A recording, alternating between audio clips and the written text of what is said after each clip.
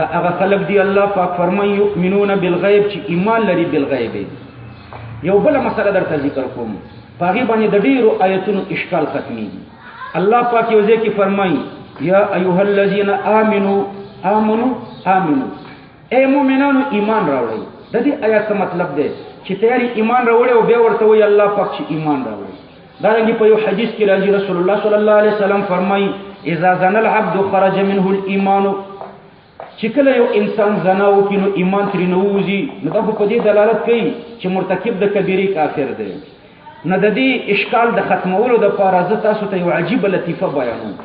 د ایمان دپاره یو صورت دی یو حقیقت دی. تر دې ځایه پورې چې کوم شیان موږ بیان کړه دا سورة الایمان معنا لغوي ما درته ذکر کړه، دا د سورة الایمان وه. معنا لغوي مې داسې درته ذکر کړه چې ایمان منلو ته وایي. او د چا منلو ته وایي؟ په خپل اختیار، په خپله اراده، په خپله رضا، په خپله رغبت باندې د ضروریاتو د دین منلو ته ایمان وایي. څومره مختصر الفاظ، دا خو انشاءالله چې ښه زده کېږي. ایمان څه ته وایي؟ منل. په خپل اختیار، په خپله اراده، په خپله رضا، په خپل رغبت منل. د چا منل؟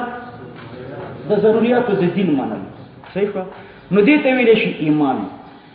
نو اوس یو سړی زنا کوي معاذ الله، چې زنا کوي نو ګوره دی مني ضروریات د دین، په خپل رضا مني، په خپل رغبت مني، په خپل اراده مني، په خپل اختیار مني. دا منلي کړي دي د ضروریاتو د دین، خو بیا هم زنا کوي. نو چې زنا یې وکړه رسول الله صلی الله علیه وسلم فرمایي اذا زنا العبد خرج منه الايمان. ایمان ترېنه لاړو. هلته ایمان پکې شته، ځکه د ده منل نه دي ځای شوي، منل شته.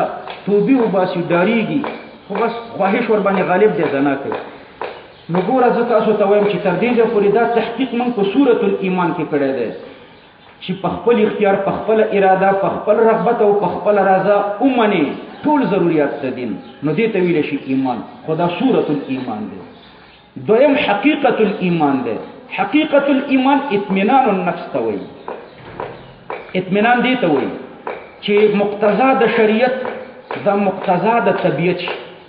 چې څه شریعت غواړي هغه ستا طبیعت وغواړي، نو دې ته ویلی شي حقیقت الایمان. شریعت مونځ غواړي، دا مونځ دې داسې شي لکه ستا طبیعت، لکه ډوډۍ چې ستا طبیعت غواړي ډوډۍ ته وږی کېږي، او چې ډوډۍ درته ونه رسېږي نو جنګ کوي. نو همداسې ډوډۍ چې دې طبیعت غواړي مونځ دې هم همداسې طبیعت وغواړي، روژه مو غواړي، حج مو غواړي، جهاد مو غواړي. مقتضا د شریعت مقتضا د طبیعت شي، نو دې ته اطمینان وایي. او دغه اطمینان چې دی دې ته حقیقت الایمان وایي. ابراهیم علیه السلام ته الله پاک فرمایي ولم تؤمن قال بلا. ایمان دې نشته؟ ابراهیم علیه السلام شته، ایمان مې شته، سورة الایمان شته، ولكن لیطمئن قلبي، اطمینان حاصلوي. نو اطمینان څه ته وایي؟ چې مقتضا د شریعت د دې نه مقتضا د طبیعت جوړه شي. رسول الله صلی الله علیه وسلم فرمایي لا يؤمن احدكم حتى يكون هواه تبعا لما جئت به. لا يؤمن احدكم، مؤمن کېدی نشي تر کومه پورې؟ تر څو چې خواهش د شریعت تابع نه کړي، یعنی مقتضا د شریعت دی مقتضا د طبیعت نشي، تر هغې مؤمن کېدی نشي. دا خو ډېره ګرانه مسله ده. زمونږ مقتضا د شریعت خو زمونږ مقتضا د طبیعت نه ده. مقتضا د شریعت زمونږ د طبیعت نه خلاف ده، ډېره ګرانه ده. مقتضا د شریعت هم د طبیعت نه خلاف ده که نه ده؟ د مانځه ټیم شي موږ د موبایلو نه وزګار نه یو، بس موبایل داسې تاوو هغسې تاوو. مونځ راته ډېر ګران بیا چې مانځه ته ودرېږو بیا و چې اوس زر خلاصه شي چې دا اوس موبایل ته بیا وزګار شم. نو به هر تقدیر مقتضا د شریعت خو زمونږ مقتضا د طبیعت نه ده جوړه شوې. او په دې حدیث کې راغله لا یؤمن احدکم حتی یکون هواه تبعا لما جئت به. مؤمن نشي کېدی تر څو چې د خواهش د شریعت تابع نشي. نو دلته سورة الایمان نه ده مراد، حقیقت الایمان مراد ده. یعنی حقیقت الایمان در هغې پورې در کې نشي راتلی تر څو چې د مقتضا د شریعت مقتضا د طبیعت شي. حقیقت الایمان مدار د تکلیف نه ده، مدار د تکلیف هغه سورة الایمان ده. پوه شو ورباندې؟ خلاصه نورم په مختصر الفاظو کې سورة الایمان خو دغه منل شو. حقیقت الایمان دا ده چې د الله او د الله د پیغمبر په هر حکم کې تا ته لذت محسوس شي، خوند درته محسوس شي. د الله او د الله د پیغمبر هر حکم درته خوب محسوس شي، نو دې ته ویلی شي اطمینان. او معصیت درته مکروه شي، بد شي، لکه ترخه زهر. معصیت درته داسې وي لکه ترخه زهر، او طاعت د الله درته داسې وي لکه شهد. نو دې ته ویل شي اطمینان، او دې ته رسول الله صلی الله علیه وسلم صریح ایمان هم ویلی دی. یو صحابي ورته راغلو، رسول الله صلی الله علیه وسلم ته وایي چې یا رسول الله زما په زړه کې وسوسې راځي او زه دا بده ګڼم، کریهه ګڼم چې هغه په خوله راولم، نو هغه وسوسې کریهې ګڼم. نو پیغمبر علیه السلام دې کراهت ته وایي ذاک صریح الایمان، دا کراهت صریح الایمان دی. نو معصیت چې مکروه ګڼي همدغه حقیقت الایمان دی، او طاعت چې لذیذ ګڼي دا حقیقت الایمان دی. ان شاء الله څه پوه شو؟ نو یو صورت الایمان شو، بل حقیقت الایمان شو. حقیقت الایمان څه شو؟ اطمینان. اطمینان څه معنا؟ چې مقتضا د شریعت مقتضا د طبیعت شي، یا په بل تعبیر طاعات درته لذیذ وي او معصیت درته کریه وي. نو اوس تاسو د دې آیتونو او د حدیثونو په معنا خپل پوهیږئ. حدیث کې راځي اذا زنا العبد خرج منه الايمان، چې کله سړی زنا وکړي ایمان ترې نه وځي. کوم ایمان مراد دی؟ حقیقت الایمان. ځکه حقیقت الایمان دې ته وایي چې مقتضا د شریعت کې مقتضا د طبیعت شي، طاعات درته لذیذ شي او معصیت درته کریه شي. نو دا سړی چې زنا کوي د الله طاعات درته لذیذ نه دي او معصیت ورته کریه نه دي، ځکه زنا کوي کنه. نو دلته حقیقت الایمان مراد ده، هغه سورۃ الایمان نه ده مراد. سورۃ الایمان ترې نه ده وتلې، او مدار د تکلیف مدار د اجرا د احکامو د مؤمن هغه سورۃ الایمان ده، حقیقت الایمان نه ده. ځکه حقیقت الایمان ډیره ګرانه مسله ده، دا په هر چا کې نشته. نو دا حدیث حل شو. دارنګه الله پاک فرمایي یا ایها الذین آمنوا آمنو، اے هغه کسانو آمنو چې سورۃ الایمان هم شته، آمنو حقیقت الایمان هم پزان کې پیدا کړي. نو یو سورۃ الایمان دی، بل حقیقت الایمان دی. ګوره تکرار را نه کړو، لدې وجه نه تقدیراتو ته ضرورت نه چې تاسو په تفاسیرو کې لګوي آمنو لسانا آمنو قلبا، نو هغه ته ضرورت نشته. ځکه یا ایها الذین آمنو حقیقی مؤمنان یې، ځکه سورۃ الایمان درکې شته. آمنو ځان کې اوچته مرتبه د ایمان د حقیقت الایمان پیدا کړي. نو موقوف علیه د مدار، موقوف علیه د نجات لپاره سورۃ الایمان ده، خو حقیقت الایمان د اوچته مرتبه ده. علما فرمایي د ایمان د په دې خو شو لږ نور تفصیل هم د معمولی غونډې کوم. یا ایها هدى للمتقین الذين يؤمنون، دا قران هدایت ته متقین ته. متقین هغه خلق دي یؤمنون چې دوی ایمان لري. نو د ایمان د لپاره درې مراتب دي، وجودي مراتب درې دي. یو وجود عینی یعنی وجود خارجي د ایمان ده، یو وجود ذهنی د ایمان ده، بل وجود لسانی د ایمان ده. د ایمان د لپاره دا درې مراتب دي. دلته د ایمان درې مراتب د دې وجه نه درته ذکر کوم چې نور آیتونه په حل کو. دا به ذهن کې ساتي ان شاء الله چې نور آیتونه راځي هغه به په دې طریقه باندې موږ ډېر په اسانه حل کو. لکه په دې سورۃ الایمان او حقیقت الایمان چې ډېر اشکال ختميږي، نو په دې طریقه په ډېرو آیتونو کې اشکال ختميږي. د ایمان د لپاره وجودي مراتب درې دي، وجود عینی یعنی وجود خارجي، دویم وجود ذهنی، او دریم وجود لسانی. وجود لسانی دا په ژبه د توحید او د رسالت اقرار، دا وجود لسانی د ایمان دی. دا منافق هم کوي، مسلمان هم کوي. په ژبه د توحید او د رسالت اقرار کوي، مسلمان هم کوي، کافر منافق هم کوي. وجود عینی یعنی وجود خارجي دا اصل ایمان دی. یعنی کله چې د بنده او د الله په مابین کې حجابات مرتفع شي، نو په دې وخت کې د مسلمان په زړه کې یو نور پیدا کیږي. دی نور ته وجود عینی د ایمان وایي. دا نور کله چې یو انسان الله ته ډیر متوجي وي، نو د دا او د الله په مابین کې چې څومره حجابات دي، دا حجابات ختم شي، او چې دا پردې ختم شي، نو په زړه کې یو نور پیدا شي. دی نور ته وجود عینی او وجود خارجي د ایمان وایي. خوش ان شاء الله. الله پاک فرمایي الله ولی الذین آمنوا، الله ولی د مؤمنانو دی. یخرجهم من الظلمات الى النور، دا د ظلماتونو نور ته راوباسي. د دې نور نه دغه وجود عینی او وجود خارجي د ایمان مراد دی. خوش په خبره. امدان به د قیامت پورس په پل صراط باندې انسانانو ته راهنمایي کوي. الله پاک فرمایي نورهم یسعى بین ایدیهم وبایمانهم. دغه نور چې دی دا وجود عینی او وجود خارجي د ایمان دی. او د دې نور تصور دا وجود ذهنی د لپاره د ایمان دی. دا یو څه فی الجمله تفصیل موږ په ایمان کې وکړو. نو الله پاک فرمایي یؤمنون بالغیب، بالغیب په دې با کې درې احتمال دي. دې سره به د دې لفظ پوره تشریح راشي. اسانه ده ان شاء الله، تاسو خالي سوچ ورته کوئ. بالغیب کې با یا سله ده او یا با د مصاحبت دپاره ده او یا با د استعانت دپاره ده. نو په دې با کې درې احتمال دي. له دې وجه نه د بالغیب معناګانې درې کېږي. په دې یوه معنا کې بیا دوی احتمال دي، لهذا د بالغیب څلور معناګانې شوې. اوله دا چې با سله شي. سله د سلې په معنا پوهېږئ که نه؟ سله دا معنا چې مدخول د با د ما قبل د پا دپاره مفعول به بالواسطه. مدخول د با د ما قبل د پا دپاره مفعول به بالواسطه.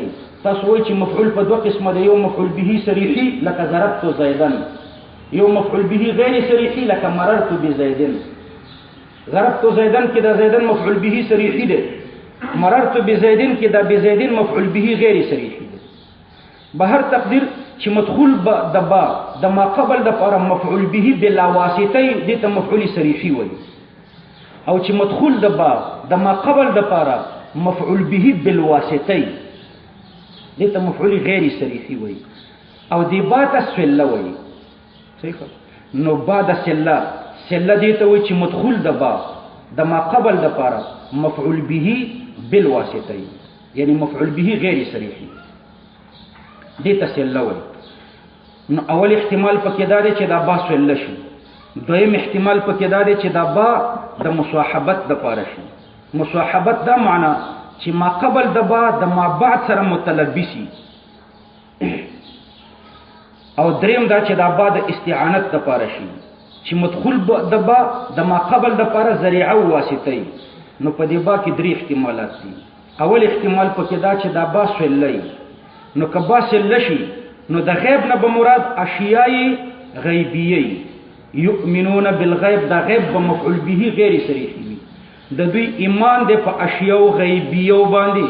اشیای غیبیه د دوی ایمان دی په چا باندې شابه؟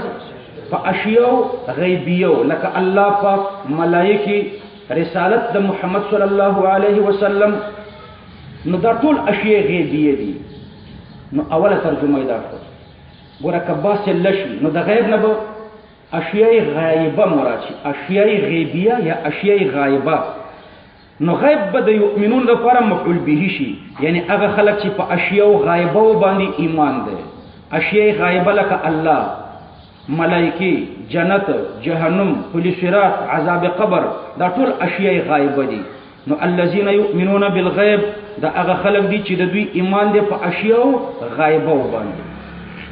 خوش عزیز. دویم دا چې دا با د مصاحبت دپاره شي. با د مصاحبت خو دې ته وایي که نه چې ما قبل د با د ما بعد د با سره متلبسي. نو که با د مصاحبت دپاره شي نو بیا به غیب په معنا د خفا سره شي. په اوله کې غیب په معنا د چا سره شو؟ اشیای غایبه. دا چې با سله وي. که با د مصاحبت دپاره شي بیا به غیب په معنا د خفا سره شي. نو یؤمنون بالغیب دوی ایمان لري بالغیب. نو غیب په معنا د خفا، خو په ترکیب کې به بالغیب حال شي د یؤمنون د فاعل نه. یؤمنون دوی ایمان لري په حالت د خفا کې. دوی ایمان لري په حالت د خفا کې چې کله دوی پټ وي، پناه وي. دوی ایمان لري په حالت د پناهۍ کې. دوی ایمان لري په حالت د غایبوالي کې. دوی ایمان لري په حالت د خفا کې. نو که با د مصاحبت دپاره شي نو غیب به په معنا د خفا سره شي، او بالغیب به د یؤمنون د فاعل نه حال شي. نو ترجمه به دی چې دوی ایمان لري په حالت د چا کې؟ د خفا، چې د خلکو د نظر نه پناه وي. نو بیا هم دوی ایمان لري. د منافقانو په شان نه چې د خلکو په مخ کې ایمان لري او چې د خلکو د نظر نه پناه شي بیا ایمان نه لري. داسې نه وي، بلکې د خلکو په مخ کې ایمان لري او چې د خلکو نه پکې خفا راشي بیا هم ایمان لري. چې د خلکو د نظر نه پټ او پناه شي بیا هم ایمان لري. ان شاء الله چې په دې معنا خو پوه شو. په دې کې دوه احتمال دي. ګوره ما درته ویلي چې که با د مصاحبت دپاره شي نو غیب به په معنا د خفا سره وي، او بالغیب به د یؤمنون د فاعل نه حالي. نو ترجمه به دی چې دوی ایمان لري په حالت د خفا کې، چې کله دوی پناه وي. د چا نه پناه وي؟ د چا نه پناه وي؟ که چېرته دا د چانه چې پنای دا صحابه نو کدا د چانه چې پناه دي د دوی نه صحابه مراد دي نو بیا به په دې کې اعتراض په منافقینو رد به په منافقینو نو ترجمه به دی چې دوی ایمان لري په حالت د خفا کې د صحابهونو چې د صحابهونو پناه به ایمان لري او چې د صحابهونو پناه نه به ایمان لري نه لکه منافقین چې د صحابهونو پناه به ایمان نه وي او دا د چانه چې پناه مغیب عنه مختصر تعبیر دی نو که مغیب عنه پیغمبر علیه السلام مراد کوي چې دوی ایمان لري په حالت د خفا کې د محمد صلی الله علیه وسلم چې د محمد صلی الله علیه وسلم نه پناه بیا ایمان شته نو په دې کې به بیا موږ او تاسو مراد یو د تابعینو نه شروع تر قیامت پورې دا ټول مؤمنان به په دې کې داخلي ځکه دوی ایمان لري په داسې حالت کې چې دوی پناه دي د محمد صلی الله علیه وسلم نه محمد صلی الله علیه وسلم نه دی لیدلی او بیا ایمان لري تر قیامت پورې ټول مؤمنان پکې داخلي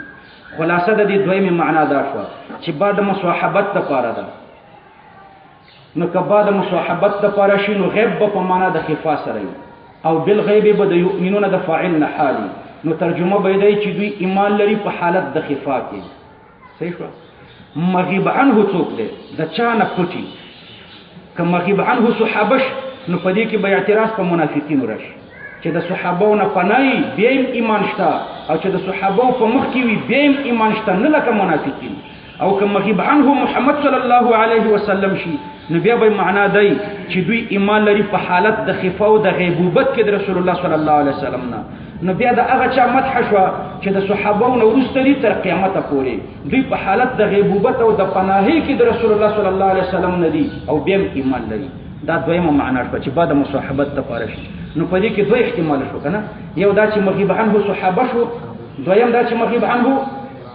محمد صلی الله علیه وسلم او دریم ګوره بالغیب کې بعد استعانت دپاره ده دریم احتمال پکې دا دی بعد استعانت خو پیژنئ چې مدخول د باب څه شی وي ذریعه او واسطه وي دپاره د ما قبل د باب نو بیا به غیب په معنا د قلب سره د زړه سره یؤمنون بالغیب دوی ایمان لري بالقلب مدخول د با اعلی کا زړه اعلی د پاره د ایمان ده نو دوی ایمان لري بالقلب یعنی د زړه نه دوی مؤمنان دي به هر تقدیر د درې معناګانې شوي یا غیب په معنا د اشیاء غایبه یا غیب په معنا د خفا یا غیب په معنا د قلب او د درې معناګانې د باب په درې احتمالاتو باندې بنا شوي کبا سل لشي نو غیب په معنا د اشیاء غایبه وسی کبا د مصاحبت ته پاره شي نو غیب په معنا د خفا او د غیبوبت سره شي او کبا د پاره د عالی شي د استعانت شي نو بیا به غیب په معنا د قلب سره شي دا درې معناګانې دي روح المانی دي درې معنا ته ترجیح ورکړي ده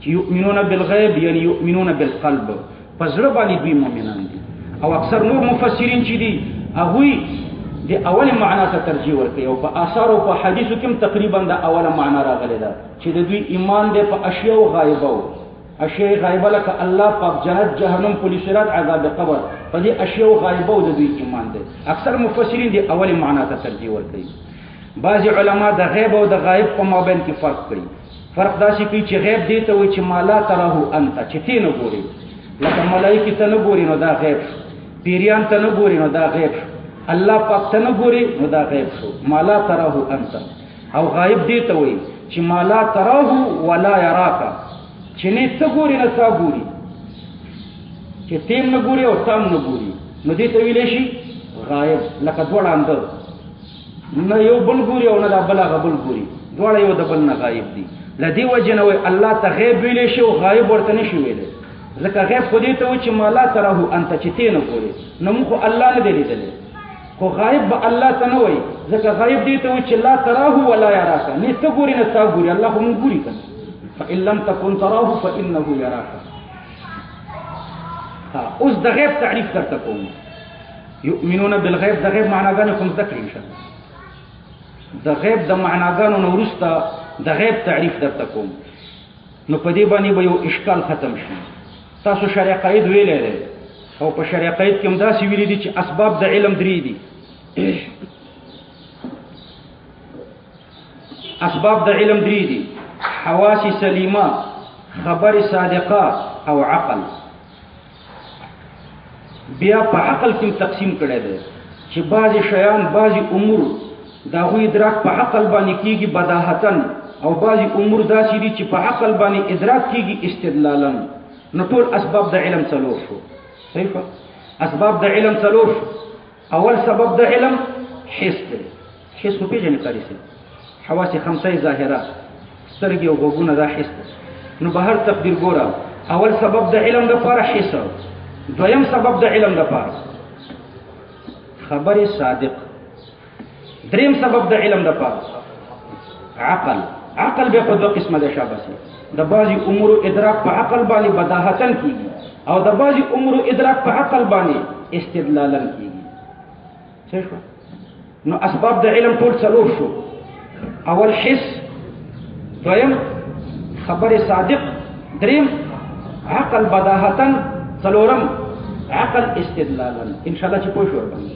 اوس د غیب په تعریف کې داسې راځي، قاضي بیضاوي وایي، بیضاوي کې د غیب تعریف داسې ده: ما لا يدركه الحواس ولا تقتضيه بداهة العقل. دا دوی پکې منتفي کړي. ما لا يدركه الحواس چې په حواسو ادراک نه کېږي، ولا تقتضيه بداهة العقل په بداهة العقل ادراک نه کېږي. نو دوی ختم کړل. په دې دوو چې ادراک کېږي دا غیب نه دی. صحیح شو؟ چې په حواسو ادراک کېږي دا غیب نه دی، چې په عقل بداهتن ادراک کېږي دا غیب نه دی. نو غیب څه شی شو؟ چې په دې نورو دواړو ادراک کېږي. څلور ما درته ذکر کړي، دوه پکې ختم شو. ما لا يدركه الحواس ولا تقتضيه بداهة العقل، دا دوه پکې ختم شو. په دې دواړو چې ادراک کېږي دا غیب نه دی. دوه پاتې شو، خبر صادق او بل عقل استدلال. په دې دواړو چې ادراک کېږي دا غیب دی. نو اسباب د علم څلورو، په دې دوو چې ادراک کېږي دا غیب نه دی، او په نورو دواړو چې ادراک کېږي دا غیب دی. ان شاء الله چې دینه نو نور نه اسانېږي. پوه شو؟ نو اسباب د علم څلور دي. حواس په دې ترتیب وایه: حواس، خبر صادق، عقل بداهتن، او عقل استدلالا. نو چې په حواسو ادراک کېږي دا غیب نه دی. لکه تاسو عثمانه غیب نه یې، ځکه په سترګو ستاسو ادراک وکړم، دا غیب نه دی. چې په عقل بداهتن ادراک کېږي دا غیب نه دی، لکه النار حارون. نو دوه پاتې شو. یو دا چې په خبر صادق ادراک کېږي دا غیب دی. د پل صراط ادراک په خبر صادق کېږي. که حدیث نه وي نو موږ به پل صراط نه پېژندې. نو پل صراط غیب دی. جنت غیب دی، جهنم غیب دی، ځکه د دوی ادراک په چا کېږي؟ په خبر صادق. او دارنګه چې په عقل استدلالا ادراک کېږي دا غیب دی. نو د سلم او د قاضي ټولې قضیې چې دي دا غیب دی. څومره قضایا چې په سلم کې دي، او څومره قضایا چې په حمدالله کې دي، او څومره چې په قاضي کې دي، او څومره چې په هدایت الحکمت او میبزۍ کې دي، دا ټول عقل ادراک استدلالا کوي، په دلایلو عقل معلوموي. نو دا ټول چې دي غیب دی. به هر تقدیر مختصر الفاظو کې درته وایم، اسباب د علم څلور دي. په دې دوو چې ادراک کېږي دا غیب نه دی، او چې په دوو ادراک کېږي دا غیب دی. زدم شو انشاءالله. بیا قاضي بیضاوي رحمه الله داسې وایي چې دغه غیب بیا په دوه قسمه دی. غیب خو زده کړو. غیب دې ته وایي چې ما لا يدركه الحواس ولا تقتضيه بداهة العقل، یعنی په دوو ادراک نه کېږي، په دې دوو به ادراک نه کېږي. پاتې شو نور دواړه په هغې به ادراک کېږي. په خبر صادق ادراک کېږي، او په عقل استدلالا ادراک کېږي. دې ته ویلی شي غیب. بیا دا غیب په دوه قسمه دی. قسم نصب علیه الدلیل، یو هغه غیب دی چې دلیل پې وي، دویم هغه غیب دی چې دلیل پې نه وي. نو اوس ګوره چې په دې دوو ادراک وشو، په دې خو دلیل شته که نه؟ عقل پې استدلالا دلیل دی، خبر صادق پې دلیل دی. نو چې په دې دواړو ادراک کېږي دا یو قسم غیب شو. قسم نصب علیه الدلیل، دا هغه غیب شو چې په دې دواړو ادراک کېږي چې دلیل پې وي. یو هغه غیب دی چې په دې دواړو ادراک نه کېږي. یو بل غیب هم شته چې لم ينصب علیه الدلیل، دلیل د سره ورباندې نشته. خبر صادق هم ورته دلیل نه دی، عقل استدلالا هم ورته دلیل نه دی. نو دا بل غیب شو. نو نور درته اسانه کوم خبره. اسباب د علم څلور شو. چې په حواسو ادراک کېږي دا غیب نه شو، چې په عقل بداهتن ادراک کېږي دا غیب نه شو. نو غیب دغه شو، یو چې په خبر صادق ادراک کېږي، بل چې په عقل استدلالا ادراک کېږي. دا دواړه چې دي یو قسم شو چې نصب علیه الدلیل. یو بل غیب هم شته چې لم ينصب علیه الدلیل، چې دلیل پې نه وي. لم ينصب علیه الدلیل، چې دلیل ورباندې نه وي. دا دریم غیب. نو غیبونه ټول څو شو؟ درې. صحیح، جزاک الله. یو دا چې په عقل استدلالا ادراک کیږي، دویم چې په خبر صادق ادراک کیږي. دا دواړه مل کر یو ځای کا نو قاضي بیضاوی نصب علیه دلیل، دا دغه چې دلیل ور باندې. یو بل غیب هم شته چې لم ينصب علیه دلیل، چې دلیل ور باندې نه. دغه دریم غیب چې څوک غیر الله ته ثابت کړي دا کافر دی چې لم ينصب علیه دلیل. او دا اول دواړه غیب غیر الله ته ثابت دي. دا اول دواړه غیب چې په خبر صادق ادراک کیږي او په عقل استدلالا ادراک کیږي. د قاضي مبارک ټول قضایا دا منطقيانو ته حاصل دي، دا غیب قضایوي دي، خو منطقيانو زده کړي دي. جنت او جهنم په خبر صادق ادراک کیږي، غیب ده کنه ده؟ غیب ده کنه؟ فتاسو ته معلوم ده کنه ده؟ معلوم. علم امراغلو په دې غیب کنه. ګوره بیا درته وایم اسباب د علم څلور شو. په حس چې ادراک کیږي غیب نه ده، په عقل چې بداهتن ادراک کیږي غیب نه ده. دو پاتې شو، دو دغه غیبونه دي. په خبر صادق چې ادراک کیږي دا غیب ده، جنت او جهنم او پولیس صراط غیب ده. علم پېشته کنه؟ علم پېشته غیب ده، خو علم پېشته. په عقل چې استدلالا ادراک کیږي دا غیب ده. العالم حادث، دا په عقل معلومیږي استدلالا، دا غیب ده خو علم پېشته.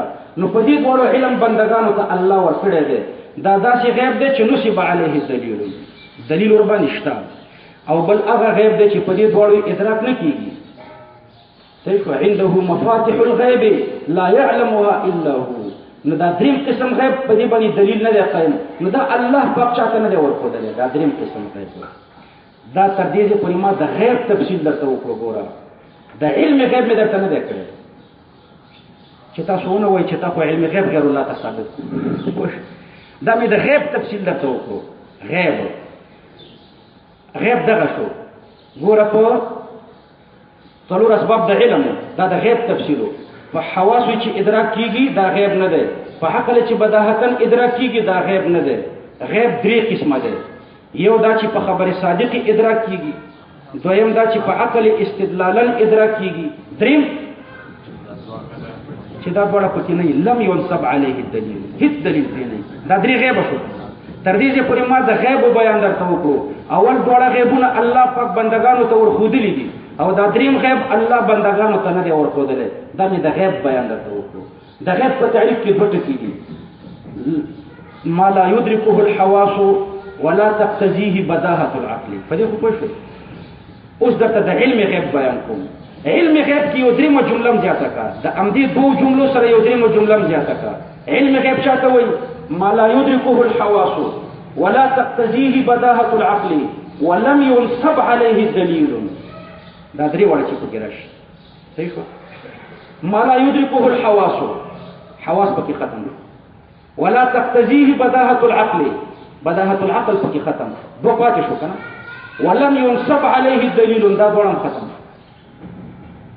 نو کوم قسم پاتې شو؟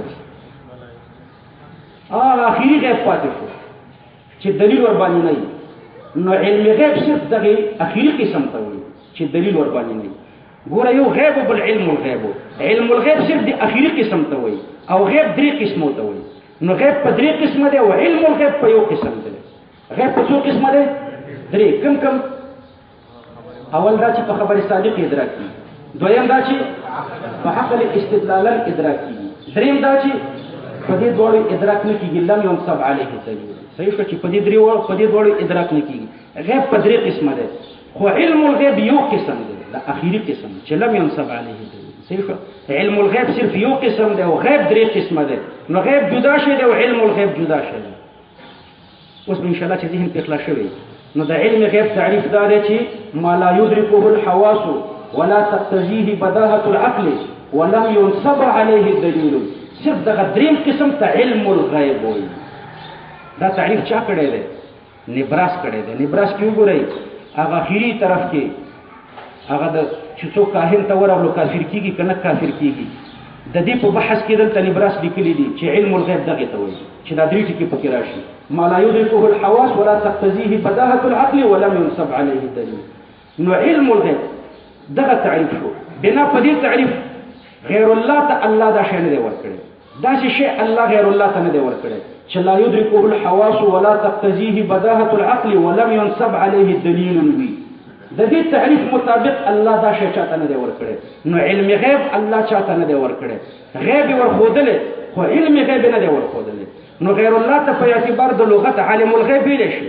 په پولیس شرات ستا علم شته، نو لغوي عالم الغیب لغوي، خو شرعي اصطلاحي نه. اصطلاحي د علم غیب تعریف دغه دی چې ما لا یدرکه الحواس ولا تقتضیه بداهة العقل ولم ينصب عليه دلیل. خبره ډېره اوږده شوه، تاسو ته بیا زه مختصره کوم. ګوره اسباب د علم څلور دي: حواس، خبر صادق، عقل بداهة، عقل استدلالا. نو اول د غیب بیان درته کوم. غیب دې ته و چې په حواسو ادراک نه کېږي، په عقل بداهة ادراک نه کېږي. نو په خبر صادق چې ادراک کېږي دا غیب شو، چې په عقل استدلالا ادراک کېږي دا غیب شو. یو بل غیب هم شته چې لم ينصب عليه دلیل. نو غیب په درې قسمه شو. دا د غیب بیان شو. اوس علم الغیب درته بیانوم. علم الغیب دې ته وایي چې دا څلور واړه پکې نه دي: ما لا يدركه الحواس ولا تقتضيه بداهة العقل ولم ينصب عليه دلیل. څلور اسباب د علم دي، دا یو هم پکې نشته. نو چې اسباب د علم پکې نه وي، داسې شی الله چاته نه دی ورښودلی. نو چې نه دی ورښودلی دا د الله خاصه شوه. نو عالم الغیب الله پاک شو. غیر الله عالم الغیب نه دی. شرعي لغوي کېدی شي خو شرعي نشي کېدی، ځکه شرعي تعریف یې دغه دی چې دا ما درته ذکر کړو چې دا اسباب د علم پکې نه وي. پوه شو په خبره؟ ګوره د علم غیب په تعریف کې درې ټکي راغله که نه، او په دې دریو کې دا څلور وړه اسباب د علم ختم کړل. ما لا يدركه الحواس ولا تقتضيه بداهة العقل دوی ختم کړل. ولم ينصب عليه دلیل دا نور دواړه هم ختم کړل. خبر صادق او عقل استدلالا. نو اسباب د علم ختم شو. او چې اسباب د علم نه لري، داسې غیب چې اسباب د علم نه لري، دا د الله خاصه ده. اوس به هم شک وتلی که یؤمنون بالغیب، دا داسې خلک دي الله پاک فرمایي چې دوی ایمان لري په غیبو باندې. ويقيمون الصلاة، او دوی یقیمون الصلاة سم ادا کوي منځونه، سم ادا کوي. دا د سم کلمه مې پکې ذکر کړه. یقیمون الصلاة سم ادا کوي منځونه. یو ادا کول دي، یو سم ادا کول دي. تفسیری کابلی، تفسیر عثماني دلته د سم ادا کولو معنا لیکي. نو صحیح ترجمه دا ده چې سم ادا کوي. ګوره د یقیمون الصلاة د دې څلور معناګانې دي. اول دا استعاره بالتبعیه خیم. استعاره بالتبعیه دي ته وایي چې یو مصدر د بل مصدر سره مشبہ کی، بیا د دې مشبہ به مصدر مشتقی په دې مشبہ کې مستعمل کی. دومره الفاظ کوم ځکه وفاق د باندې طالبانو ذهنونه رګمل کړي دي، سم پکې نه نشي. دا وفاق نه دا ډېر خطرناک شی دی. ګوره یو مصدر شابسه د بل مصدر سره مشبہ کی، دا یو جمله تم یې باقی کنه کړی. د ما سره ورو کې مفهوم او به معنی لاړو وفاقی چې وفاقی دا یو مصدر د بل مصدر سره مشبہ کی. صحیح شو؟ د دې مشبہ به مصدر مشتقی را واخلي او په دې مشبہ کې مستعمل کی، دې ته ویل شي استعاره بالتبعیه. لکه ګوره تاسو قرآن کریم کې وایي یشترون الضلالة بالهدى، یشترون الضلالة بالهدى. نو یشترون په معنا کې موږ لیکو یختارون الضلالة، یشترون په معنا د یختارون سره ګرځو کنه. نو دا استعاره بالتبعیه ده. د دې مطلب دا ده، دوه مصدر دي، یو اشترا او بل اختیار. اشترا نه عکس مې وکړو، یو اختیار بل اشترا. اختیار مشبہ او اشترا مشبہ به. صحیح شو؟ نو اختیار مشبہ، اشترا مشبہ به. د دې مشبہ به مشتقی را واخله چې یشترون ده، او مراد ترې نه دا مشبہ که چې اختیار ده. نو دې ته استعاره بالتبعیه. یو مصدر د بل مصدر سره مشابه کی، او د دې مشبہ به مصدر چې کوم فعل ده، کوم مشتقی ده، هغه ذکر کی، او دا مشبہ ترې نه مراد کی. نو دې ته ویل شي استعاره بالتبعیه. لکه اختیار مشبہ ده، اشترا مشبہ به ده. د دې اشترا مشتقی را واخله چې یشترون ده، ذکر د یشترون او کوم مراد نه اختیار کا. نو دې ته استعاره بالتبعیه. پوه شئ؟ یقیمون الصلاة په دې کې اوس دو استعاره بالتبعیه دي او دو مجاز مرسله دي. نو څلور معناګانې دي. اول استعاره بالتبعیه دلته دا ده. دلته تاسو تفسیرونه چې لیکئ تاسو ګورئ. نو یقیمون الصلاة د دې لاندې لیکي یعدلون ارکانها د یقیمون معنا کوي په یعدلون نو د استعاره بالتبعیه ده ګوره استعاره بالتبعیه په دې طریقه باندې ده چې یو مصدر د بل مصدر سره مشبہ کا او بیا د مشبہ به مصدر مشتقی راواخلو په مشبہ کې مستعمل کا نو استعاره بالتبعیه بشي نو ګوره دلته هم داسې ده یو تسویه الافعال ده یا تعدیل الارکان دواړه یو شی ده تسویه الافعال یا تعدیل الارکان دا یو مصدر ده دا مشبہ تسویه الاجسام یو لخته ده کږه ده او تینیغه کې دا تسویه الاجسام د مشبہ به ده د دې مشبہ به لپاره اقامت مستعملېږي اقامت د دې مشبہ به لپاره مستعملېږي نو د دې مشبہ به چې اقامت ده خبره پوه شو ګوره بیا درته زما شک راځي یو تعدیل الارکان ده صحیح شو په بل تعبیر وایه یو تسویه الافعال ده دا تعبیر مې درته وکړه د مشبہ په جانب کې تعدیل الارکان دا یو تعبیر تسویه الافعال دا بل تعبیر هر یو ته چې ته مشبہ وایي صحیح ده مشبہ څوک شو تعدیل الارکان یا مشبہ څوک شو تسویه الافعال دا مشبہ به څوک شو مشبہ به کوم دوه تعبیر وکړه تسویه الاجسام لکه لخته کږه او تینیغه کې دا تسویه الاجسام او یاتنا تعبیر وکړه په اقامت د اقامت معنا د تسویه الاجسام نو دوه تعبیر به د مشبہ درته وکړه دوه د مشبہ به تعدیل الارکان یا تسویه الافعال دا مشبہ تسویه الاجسام یا اقامت د مشبہ به د دې مشبہ به مشتقی راواخله چې یقیمون ده او مشبہ ترنه مراد ته چې تعدیل الارکان ده نو دا استعاره بالتبعیه نو ځکه مفسرین دلته فرمایي یقیمون الصلاة یعنی یعدلون ارکانها وشر باندې کنه ګوره ډېر مختصر مې درته ویلي صرف مشبہ به ځکه نور اسانه خبره ده تسویه الافعال یا تعدیل الارکان دا مشبہ تسویه الاجسام یا اقامت ده مشبہ به د دې مشبہ به مشتقی راواخله چې یقیمون ده او مشبہ ترنه مراد کنه دې ته ویل شي استعاره بالتبعیه به هر تقدیر یو معنی ده یعدلون ارکانها دا په طریقې د استعاره بالتبعیه دویمه معنا درته ذکر کوم یواظبون علیها دویمه معنا ده دا چې تاسو تفسیرونه ګورئ دا دویمه معنا هم پکې ذکر کړې ده یقیمون الصلاة د دې معنا کوي په یواظبون علیها باندې د دې تشریح درته کوم د دې دویمه معنا په دې کې استعاره بالتبعیه ده ګوره دا اقامت مشبہ به ده نو اقامت مشبہ به ده د اقامت یو معنا ده سیده ودرول دویمه معنا د اقامت ده رواج ورکول گاک پیدا یو بازار گاک لري بل بازار گاک نه لري عربی کې ته رواج وای کم بازار چې گاک لري هغه ته رایج بازار وای او کم بازار چې گاک نه لري هغه ته غیر رایج بازار وای نو به هر تقدیر د اقامت ته د مشبہ به دوه معناګانې دي یو معنا ده ودرول دویمه معنا ده رواج ورکول خو به هر تقدیر د اقامت مشبہ به ده د اقامت معناګانې دوه دي ودرول او رواج ورکول خو دلته رواج ورکول ته نه مراد دی رواج ورکول ښه نو اقامت په معنا د رواج ورکولو دا مشبہ به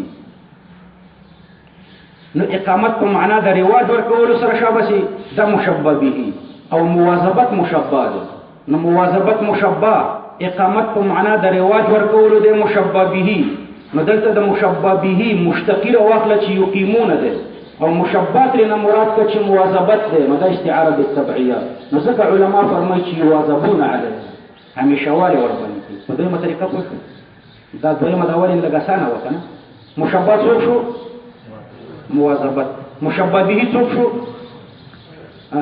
اقامت کنه په معنا د رواج ورکول اقامت په معنا د رواج ورکول دا مشبہ به نو دلته د مشبہ به مشتقی راواخله او په مشبہ کې مستعمل کا نو دا استعاره بالتبعیه نو دویمه معنی دا ده چې یواظبون علیها اوله معنی دا یعدلون ارکانها دویمه معنی دا یواظبون علیها همیشه والی کوي په دې منځونو باندې دا اوله معنی په اعتبار تفسیری کابلی وای دا اوله معنی اولاده یقیمون الصلاة سم ادا کوي منځونه سم ادا کوي منځونه سم ادا کوي منځونه دا پښتو کې شو، یعدلون ارکانها دا په عربی کې شو.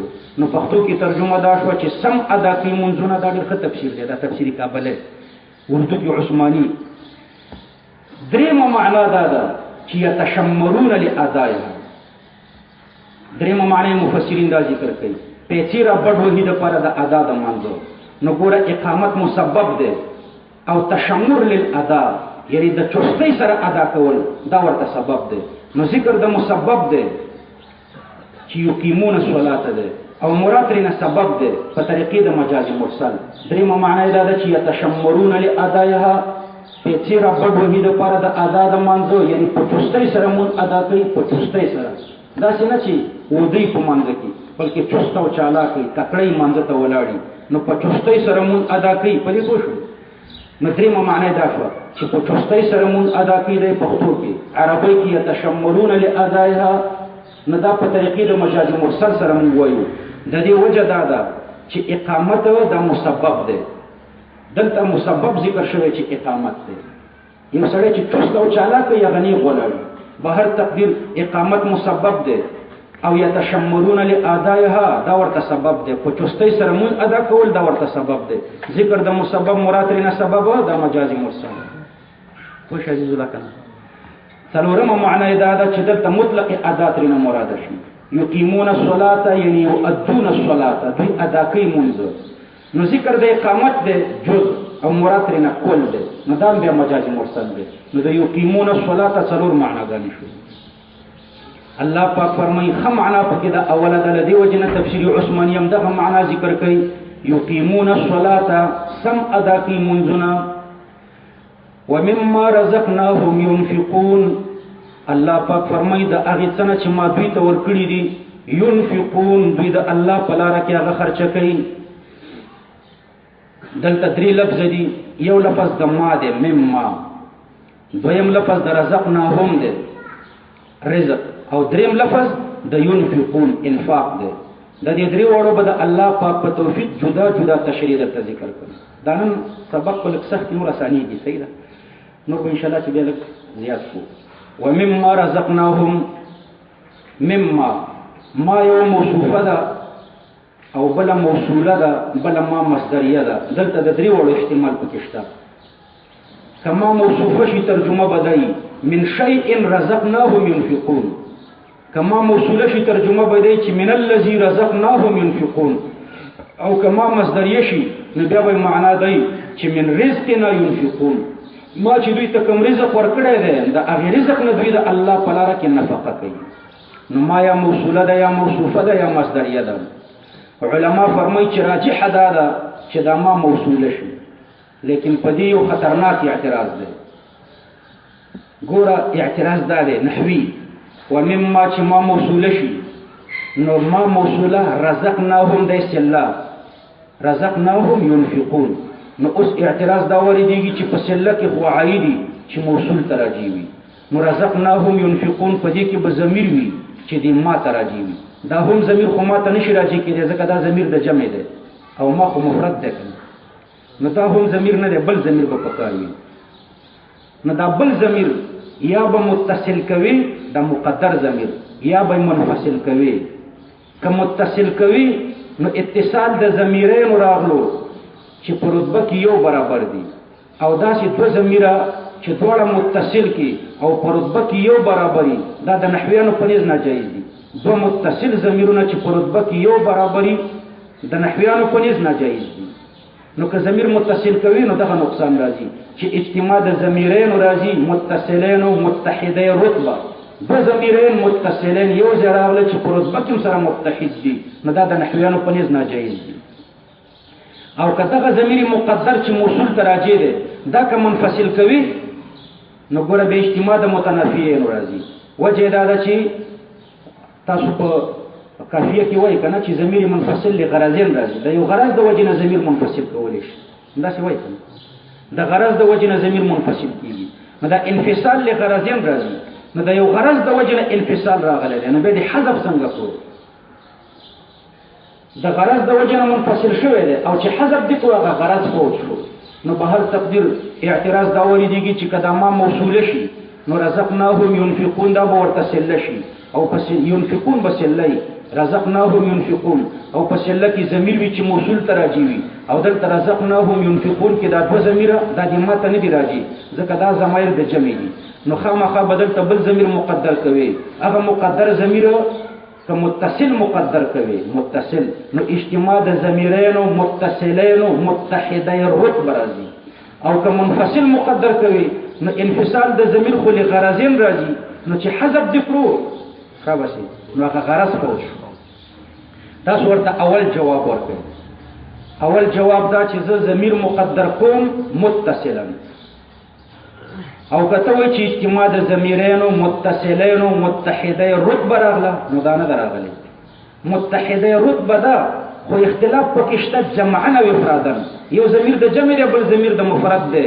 او دومره فرق کافی دی دومره فرق کافی دی چې یو ضمیر د جمع وي او بل ضمیر د مفردی نو من کل وجه متحد ندي ګوره اتصال د ضمیرین راغلو دواړه متصلین دي متحدی رتبه دي خو فرق پکې شته یو ضمیر د جمع دی بل ضمیر د مفرد دی ان شاء الله چې پوه شو دا یو جواب شو دویم جواب ورته دا دی چې دا قانون بالکل ټیک دی اجتماع د ضمیرین متصلین متحدی رتبه دا ناجایز دی خو چې دواړه په لفظ کې وي چې دواړه په لفظ کې وي بیا ناجایز دی دلته خو یو په لفظ کې دی بل په تقدیر کې دی نو دا جایز دی دا دویم جواب او دریم جواب درته دا کوم چې ضمیر منفصل مقدر کوم ځا ومما رزقناهم ينفقون اياه ضمیر مقدر کوم د ماته راځي کوم ضمیر منفصل مقدر کوم اوس کته اعتراض وکي چې ضمیر منفصل د پدې کې په انفصال لغرضین راځي او دا حذف د دې غرض والی سره منافی ده تاسو ورته جواب ورکړئ چې کوم ضمیر چې منفصل شوی او دا انفصال د غرض معنوي د پاره دا غي حذف ناجایز دی ضمیر منفصل په دوه قسمه ده انفصال په د غرض د وجه نه بالکل ټیک ده خو غرض په دوه قسمه ده یو غرض لفظي او بل غرض معنوي چې د غرض معنوي د پاره منفصل شوی نو به حذف ناجایز دی غرض معنوي لکه حصر د حصر د پاره دی منفصل کړي نو بهر تقدیر ضمیر چې منفصل کیږي د غرض د پاره غرض په دوه قسمه دی لفظي او معنوي د غرض معنوي د پاره چې منفصل شوی دا غي حذف ناجایز دی او دلته د غرض معنوي د پاره نه دی منفصل شوی د غرض لفظي د پاره چې موصول بلا عائد پاتې نشي دا خو مې په ما کې درته خبره ما په درې قسمه موصوله موصوفه او مصدریه راجحه پکې موصوله ده په دې دا اعتراض وشو ان شاء الله چې جواب په تاسو ته لږ نحوي فائدہ هم پکې راځي نحو یوازې کافیه کې منحصره نه ده نحو ډېر لوی بحر دی داسې قوانین به پکې واورئ چې په کافیه او شرع جامع کې په سترګو هم نه لیدل ومما رزقناهم الله پاک فرمایي د هغې نه چې رزقناهم ما دوی ته ورکړي دي دویم لفظ تر اولو رزقناهم مما نفارغ شو رزقناهم نو ګوره یو رزق دی او یو رزق دی رزق بالفتحه دا صيغه د مصدر ده الاعطاء لما ينتفع به الحيوان ورکول د اغه رزق ورکول د اغه چې حیوان پر نفع اخلي نو رزق صيغه د مصدر ده معنی ده الاعطاء لما ينتفع به الحيوان او بل رزق ده رزق به اسم د پاره د مصدر ده اسم مصدر ده مصدر نه ده بلکې اسم مصدر ده رزق او د رزق په مابین کې فرق دی چې رزق مصدر او رزق اسم مصدر بعض علما فرمایي چې نه رزق اسم مصدر نه دی یعنی اسم د پاره د اعطاء نه دی بلکې رزق چې دی په معنا د حظو په معنا د برخه سره دی نو د رزق دویمه معنا ده برخه او بعض علما فرمایي دا دوه معناګانې شي نو ګوره یو رزق دی په معنا د اعطاء او بل رزق دی رزق اسم د پاره د اعطاء دی او یا رزق چې دی په معنا د حظ په معنا د برخه دی خو په کلام د عربو کې په معنا د مرزوق سره مستعملېږي مرزوق تم رزق ویل شي ملک تم رزق ویل شي شکر تم رزق ویل شي خو خپل معنی دا ده په اصطلاح کې کچا شریعه قید ویلې په دې کې به اختلاف ذکر کړي چې حرام رزق دی کنه دی نو د اهل سنت والجماعت په نسبت باندې حرام رزق دی او د معتزله په نيز باندې حرام رزق نه دی. نو اهل سنت والجماعت دو تعریف کوي، دوی حرام او رزق وایي. اول تعریف د جمهور اشاعره دی، مشهور تعریف دا دی چې ما ساقه الله الى الحيوان فانتفع به سواء كان حلالا او حراما. ما ساقه الله الى الحيوان، رزق هغه څه ته وایي چې الله د حیوان لپاره پیدا کړي، فانتفع به او د حیوان پر نفع واخلي، سواء كان حلالا او حراما، حلال که حرامي. نو دې ته د اشاعره په نسبت باندې رزق وایي. په دې تعریف باندې اعتراض راځي چې ګوره د دې تعریف مطابق یو سړی د بل سړي رزق خوړلی شي. اوس مثلا زما په مخ کې یوه ډوډۍ پرته ده، ساقه الله الى الحيوان، دا ډوډۍ چې د الله دې حیوان ته ورکړې ده، د دې حیوان لپاره پیدا کړې ده. فانتفع به، بل حیوان پرې نفع واخیسته، بل حیوان فانتفع به الحيوان، حیوان پرې نفع واخیسته، بل حیوان وخوړه، سواء كان حلالا او حراما. نو د دې تعریف مطابق د یو سړي رزق بل سړی خوړی شي. تاسو ورته جواب ورکړئ چې په دې کې څه اشکال دی. دا آیات هم په دې دلالت کوي چې یو سړی د بل چا رزق خوړی شي. الله پاک فرمایي ومما رزقناهم، رزق یې ما ته راکړی دی، ينفقون، خرچه مې پتا پروته وخوړ، نو راکړی ما ته دی او خرچه مې پتا کړو. خو د انفاق په طریقه یو سړی د بل سړي رزق خوړی شي که نه؟ نو ښه تعریف یې همدا دی، د دې آیات سره مطابق دی چې یو سړی د بل انسان رزق هم خوړلی شي. نو ما ساقه الله الى الحيوان فانتفع به سواء كان حلالا او حراما. د دې تعریف مطابق یو سړی د بل چا رزق خوړلی شي. وجه دا ده چې د یو سړي ته الله رزق ورکړی دی او وی خوړو په بل چا، نو دا تعریف پې صادق دی او آیات د دې سره مطابق هم دی. دویم تعریف بعضې علماو دا کړی دی، لنډ تعریف چې رزق چاته وایي ما يسوقه الله الى الحيوان ليتغذى به. ته خو نه لیکې عزیز الله، دا به ټول درته چېرته یاد شي. ما يسوقه الله الى الحيوان شابس ليتغذى به، ځکه د ریکارډ نه واوري بیا هم ته کولی شي. د طالبان خو ریکارډ کوي، د ریکارډ نه ځان ته خیر دی ولیکئ. ما يسوقه الله، توجیه مې درته ځان نه جوړه کړه، خدای خبر ته ریکارډ اوري که نه اوري. ما يسوقه الله الى الحيوان، صحیح شوه، ليتغذى به. ما يسوقه الله الى الحيوان، هغه چې الله پاک یو حیوان ته رزق پیدا کی، رزق ورته د رزق سوق ورته وکړي، ليتغذى به، د دې لپاره چې امدا حیوان پرې نفع واخلي. نو بیا ستا رزق زه نشم خوړی او زما رزق ته نشي خوړی، ځکه ستا رزق هغه دی چې ستا دپاره الله پیدا کړی او تا ته سوق کړی دی، د دې دپاره چې ته پرې تغذي واخلې، تی وخورې، نو دا ستا رزق شو. نو زه نشم خوړی، که ما وخوړم دا بیا رزق نه شو. نو ګوره ما يسوقه الله الى الحيوان ليتغذى به. نو په دې باندې اعتراض واردېږي چې ما يتغذى به چې لا يمكن انفاقه، دغه انفاق خو نه دی ممکن. دلته الله پاک ينفقون څنګه ویلی دی؟ تاسو ورته جواب ورکوئ چې په دې منفق دا کوم شی چې نفقه شي دې ته رزق ویل مجازن دي. کوم رزق چې ته خرچه کې بل چاته وخوري، په بل چا وخوري، هغې ته رزق ویل مجازن دي. رزق دا دی چې ته په خپله وخوري. نو ما يسوقه الله الى الحيوان ليتغذى. نو دوه تعریف دي د رزق. بهر تقدیر په دې دواړو تعریفینو باندې رزق حلال تم ورزي، حرام تم ورزي، او دا د اهل سنت والجماعت مذهب دی چې حلال هم رزق دی، حرام هم رزق دی. د معتزله په نسبت باندې حرام رزق نه دی، ځکه د رزق نسبت الله ته کیږي، او حرام شی قبیح دی، او د قبایح نسبت الله پاک ته ممکن نه دی. نو دوی وایي چې حرام رزق نه دی. نو هغوی تعریف داسې کوي چې ما اعطاه الله عبده ومكنه من التصرف فيه. ما اعطاه الله عبده، رزق هغه څه ته وایي چې الله پاک خپل بنده ته ورکړي، ومكنه من التصرف فيه، او قدرت د تصرف هم ورته پکې ورکړي، نو دې ته ویلی شي رزق.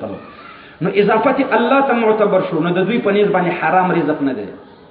قاضي بیضوي په اعتراض کړی په دې معتزله چې د معتزله په نسبت باندې یو ماشوم پیدا شو او د ابتدا نه تر انتها پورې په د حرامو خوړلی شو، لکه پریز مشرف د مور نه پیدا شو، مور خو یې ډمه وه، پریز مشرف، او د ابتدا نه تر انتها پورې په ده باندې د مور حرام وخواړه. نو چې حرام یې پې وخواړه، حرامو ته خو رزق نه وایي که نه، نو پکار دی چې پریز مشرف مرزوق نشي. حالانکه الله پاک فرمایي وما من دابة الا على الله رزقها، پس مکه کې یوه دابه هم نشته مګر د رزق په الله دی.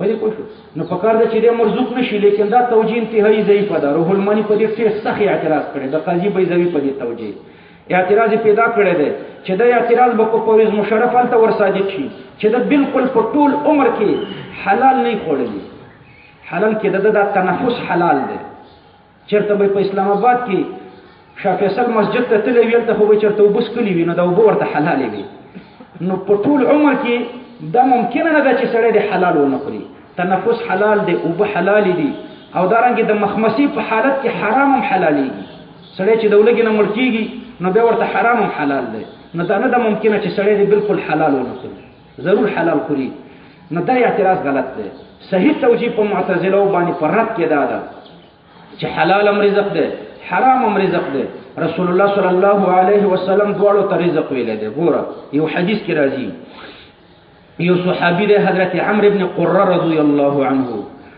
د به ډمتوب کولو پیسې به یې ګټلې هغه به یې خوړې نو دغه عمرو ابن قره رسول الله صلی الله علیه وسلم ته راغلو او رسول الله صلی الله علیه وسلم ته وایي چې یا رسول الله ان الله كتب علی الشقوه اے د الله پیغمبره الله پاک ما ته بدبختی لیکلې ده فلا ارانی ارزق الا من دفی بکفی زما په خپل ځان ګمان نشته سوا د دې نه چې الله ما ته رزق زما د دې لاس نه راکوي من کفی الا من دفی بکفی زما دا چمبه ده دا ډول دی چې په لاس یې ټنګوم او په دې باندې خلک ما ته روپۍ راکوي او دا زما رزق دی نو فأذن لی فی الغنام ما ته په دې ډمتوب کې اجازت وکړه چې زه دا کوم ځکه زما رزق په دې کې دی من غیر فاحشه فقال له پیغمبر علیه السلام ورته فرمایل چې لا اذن لك تا ته اجازت د ډمتوب نکوم ولا کرامت ولا نعمت دا نه نعمت دی نه عزت دی کذبت ای عدو الله اے دا الله دشمنه دروغ دی ویلې لقد رزقك الله رزقا حلالا طيبا الله تا ته درکړی دی رزق حلال او طیب تا ته حلال او طیب رزق الله درکړی دی فاخترت ما حرم الله عليك من رزقه مكان ما احل الله لك من حلاله تا حرام رزق غوړه کړو او حلال رزق دی پرې خودو پیغمبر علیه السلام حرام تم رزق ویلي حلال تم رزق ویلي دا حدیث په ابن ماجه کې دی نو حرام هم رزق دی او حلال هم رزق دی نو الله پاک فرمایي ومما رزقناهم نو رزق عام دی حلال ته مرضی حرام ته مرضی په دې آیات کریمه کې ترنه څه شی مراد دی دلته ترنه حلال مراد دی قرینه ورته دا ده چې دلته الله پاک مدح د متقینو کوي او د حرام مال په انفاق کې مدح نشته مدح د حلال مال په انفاق کې ده نو دلته حلال مال ترنه مراد دی نو ومما رزقناهم ينفقون انفاق انفاق ته وایي د لاس نه ویستلو ته وایي دا نون او فی او قاف دا چې په هر ځای کې راشي دا په خروج باندې دلالت کوي نو ومما رزقناهم ينفقون دوی د الله په لاره کې خرچه کوي د الله په لاره کې خرچه کوي دا خرچه د دې خرچې نه کومه خرچه مراده ده نو په دې کې تقریبا 15 قول دي اول پکې راجح قول دی چې د دې نه هر قسم خرچه مراده ده صرف المال فی سبیل الخيرات خپل مال مصرفول د نیکیو په لاره کې دا ټول خرچې ترې مراد دي د الله په لاره کې د خرچه کوي صرف المال فی سبیل الخيرات د دین او د نیکیو په لاره کې خرچه کول په دې پوښتنه دا خرچه بیا په شپږ قسمه باندې ده ټول خرچه په نیکیو کې دا په شپږ قسمه ده اول زکات هم خرچه ده په نیکیو کې دویم صدقه الفطر دام خرچه ده په نیکیو کې صدقه الفطر سرسایه ورکول دریم خیرات ورکول لکه فقراو ته خیرات ورکول ملمنو باندې ډوډۍ خوړل حاجتمندو ته قرض ورکول دا ټول په خیرات کې داخل دي دا ټول خیراتونه دي نو دریم خیرات څلورم وقف مدرسه وقف کی مسجد وقف کی څا وقف کی دا وقفونه او پنځم چې ده مصارف الحج یو سړی حج او عمره ته نشي تللی او تو ورته خرچه ورکړي د حج او د عمره مصارف الحج او شپږم چې ده مصارف الجهاد مجاهد جهاد نشي کولای ټوپک او مرمۍ او بم او دوربین نه لري او تو ورته دا شیان والی مصارف الجهاد او شپږم چې ده نفقات واجبه واجب نفقات لکه د بچیو نفقه د ښځې نفقه د مور او د پلار نفقه دا واجب نفقات دا ټول پکې داخل دي دا ټول صرف المال فی سبیل الخیرات ده او دا ټول د ومما رزقناهم ينفقون د دې نتیجه ده د دې مصداق ده. په دې خو پوه شئ اړې څه پوه شئ. ګوره دلته تفسیرونه لیکلي دي صرف المال فی سبیل الخیرات و صرف المال فی سبیل الخیرات دا په شپږ قسمه ده. په نیکیو کې خرچه کول شپږ قسمه ده. اول زکات، دویم سرسایه صدقه الفطر، دریم چې ده خیرات. خیرات لکه فقراو ته ورکول، ملمنو ته ورکول، حاجتمندو ته قرض ورکول. صحیح شو. څلورم چې ده وقف، یو څه د الله د لپاره وقف کی. پنځم چې ده مصارف الحج او شپږم چې ده مصارف الجهاد. صحیح شو. مصارف الجهاد، جهاد نه قتال مراد ده. او شپږم چې ده نفقات واجبات، نو دا ټول پکې داخل دي. دا د مدرسو خرچه په کوم کې داخله شو؟ په دې دریم کې کنه خیرات. خیرات کې ما درته ویل چې خیرات فقراو ته ورکول دم پکې راغلی. طالبان ټول فقرا دي کنه، دوی ته ورکول، ملمنو ته ورکول، حاجتمندو ته قرض ورکول، دا ټول پکې داخل دي. نو دا عوام ورونو ته د دې پوره تشریح کول پکار دي.